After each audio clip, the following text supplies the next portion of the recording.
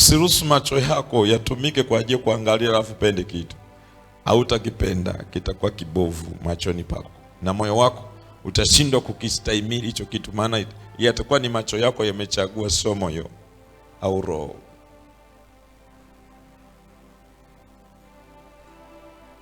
Na Mungu ndio maana anapotaka kukupenda hakuchagui kwa kukuangalia kwa macho kwa nje.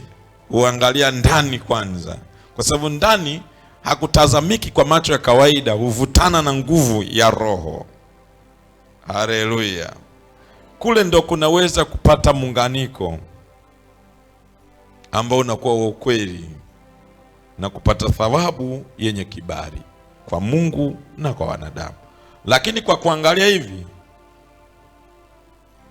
maana macho kwa kuangalia yataangalia chaweza kuonekana kizuri machoni, lakini baada ya macho kupata muda kukichunguza vizuri, kinapeleka taarifa kwenye akili kwamba hichi kitu hakiko vizuri kikamilifu.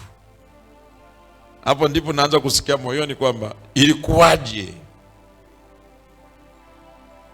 kwa sababu hukufanya katika roho, isipokuwa uliangalia katika mtazamo wa macho yako. Ndio maana sasa naposema watu hawapendani, kwa sababu hawezi kupendana kwa sababu ya kuangaliana usoni.